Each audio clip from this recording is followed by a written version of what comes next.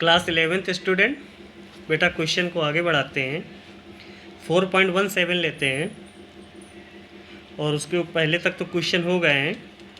A stone tied to the end of a string 80 सेमी long is whirled in a horizontal circle with a constant speed.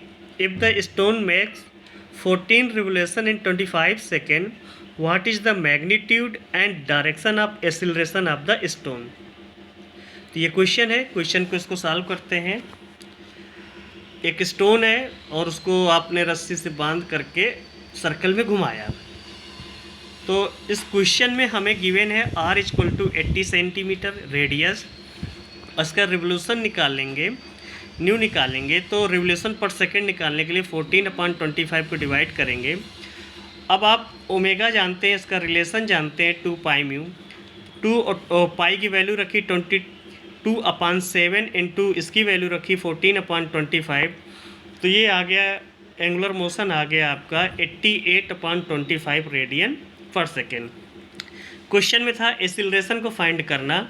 Acceleration of the stone is formula है A = r omega square. r की value put की, omega की value put की। यहाँ पर ये 80 centimetre ही लिया गया था, तो एक्सीलरेशन आ जाएगा आपका 991.2 सेमी पर सेकेंड स्क्वायर।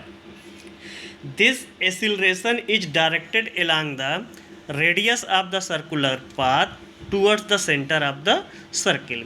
तो ये कहानी आपको समझ में आ गई। कोई स्टोन लेते हैं, रस्सी से बांध लेते हैं, उसको घुमाते हैं तो उसकी रस्सी रैप करती चली जाती है। तो इसकी जो कंडीशन थी वो ये हो गई। अगला क्वेश्चन आता है 4.18। An aircraft executes A horizontal loop of radius 1 kilometre with a steady speed of 900 km per hour. Compare its centripetal acceleration with the acceleration due to gravity.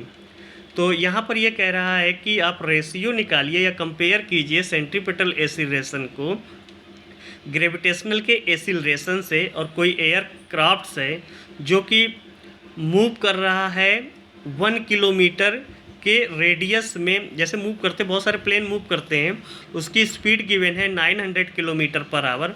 जब वो मूव कर रहा है तो एक जो ट्रैक फॉलो कर दे रहा है वो आपका है 1 किलोमीटर का। तो क्वेश्चन को आगे बढ़ाते हैं, सॉल्व करते हैं। ये कोई एयरक्राफ्ट हो गया, ये मूव कर रहा है 1 किलोमीटर के रेडियस में। जैसे मूव करता है तो एक सर्कल जनरेट कर दे रहा है 1 किलोमीटर के रेडियस का।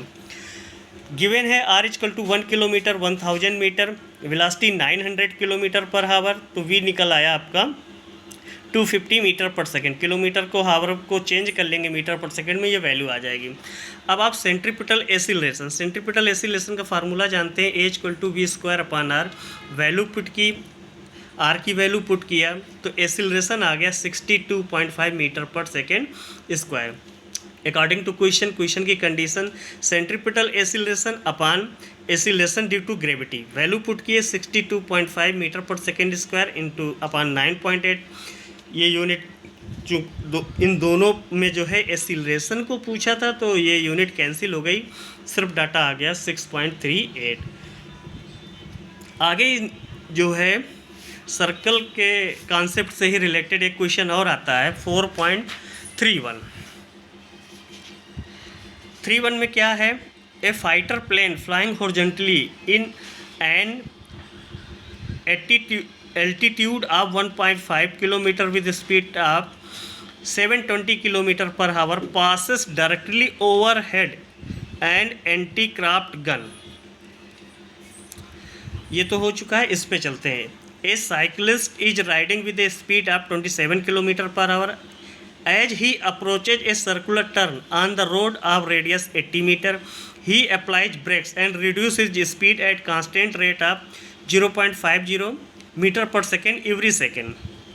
What is the magnitude and direction of net acceleration of the cyclist on the circular turn? ये बिल्कुल प्रैक्टिकल में लाइफ में आप देखे होंगे, साइकिल से जा रहे हैं या बाइक से जा रहे हैं, आप स्ट्रेट रोड जा रहे हैं लेकिन जैसे ही टर्न मिलता है, ध्यान देना बेटा, जैसे ही टर्न मिलता है वो टर्न अगर सर्कल के फॉर्म में तो आप क्या करते हैं, अपनी गाड़ी की स्पीड को डाउन करते हैं। डाउन करने के लिए या तो पहले से पता हो हम कम स्पीड से जाएं, या फिर दूसरा रास्ता है कि हम क्या करते हैं, ब्रेक अप्लाई करते हैं। तो उसी में पूछ रहा है जब आप ब्रेक अप्लाई करते हैं और इस रेशियो से ब्रेक अप्लाई करते हैं तो what is the magnitude and direction of net acceleration, इसको फाइंड कराना है। तो क्वेश्चन में चलते हैं। जैसे ही आप कहीं सीधे से चले आ रहे थे, आपको सर्कुलर ट्रैक मिल गया, आपने ब्रेक अप्लाई की, जैसे ब्रेक अप्लाई की तो आपकी गाड़ी की स्पीड क्या हो गई, डाउन हो गई। वो जो ट्रैक था रेडियस का वो 80 मीटर का था, गिवन था क्वेश्चन में। वेलोसिटी ये थी, वेलोसिटी थी 27 किलोमीटर पर आवर, इसको आपने मीटर पर सेकंड में चेंज कर लिया 7.5 मीटर पर सेकंड। अब आ गया इसमें सेंट्रीपिटल एसिलेशन। दो तरीके के एसिलेशन वर्क करेंगे। Centripetal acceleration AC = V²/R, value put किए, ये निकालिए। Suppose the cyclist applies brakes at point O, A पे जो है उसने ब्रेक अप्लाई किया। आप the circular turn, then tangential acceleration 80 negative will act opposite to the velocity. तो ये भी बात समझ गए, आपको ये भी बात बता गई। ये क्वेश्चन में गिवन है 80 = 0.5 मीटर पर सेकेंड स्क्वायर। थोड़ा देख लो, 80 AC सेंट्रीपिटल एसिलेशन, इसके सेंटर पे एक्ट होगा। जैसे ही आप ब्रेक अप्लाई करेंगे तो इसकी स्पीड कम होती जाएगी। तो ये आपका टेंजेंशियल एसिलेशन हो गया। तो नेट एसिलेशन आपका A हो गया, जो कि यहाँ इस एक्सेस से वर्टिकल के एक्सेस से थीटा एंगल बनाता है। तो आगे चलते हैं इस पर। As the acceleration AC and AT are perpendicular to each other, जैसा कि फिगर में बताया, so the net acceleration of the cyclist is A = √AC² + AT²। Value put किए, वैल्यू पुट करके सॉल्व किए तो जो नेट एसिलेशन आ गया 0.86 मीटर पर second square. If theta is the angle between the total acceleration and the velocity of the cyclist, ठीक है। tan theta इस्तेमाल किए तो tan थीटा इस्तेमाल किए, tan थीटा इस्तेमाल करेंगे तो दिस वैल्यू AC/AT, ये एंगल निकालना आता है ना, ट्रेंगल बना लेंगे, ट्रेंगल से थीटा को जो है अप्लाई करेंगे, tan थीटा = दिस हो जाएगा। तो आ जाएगा AC/AT, तो वैल्यू आ जाएगी 0.7/0.5। कैलकुलेट करेंगे तो थीटा = tan इनवर्स जो है 1.4, इसको कैलकुलेट करेंगे तो थीटा = 54 डिग्री 28 मिनट अप्रॉक्सीमेट, ये आंसर आ जाएगा। तो ये थे आपके 3 क्वेश्चन, बाकी और भेजते हैं।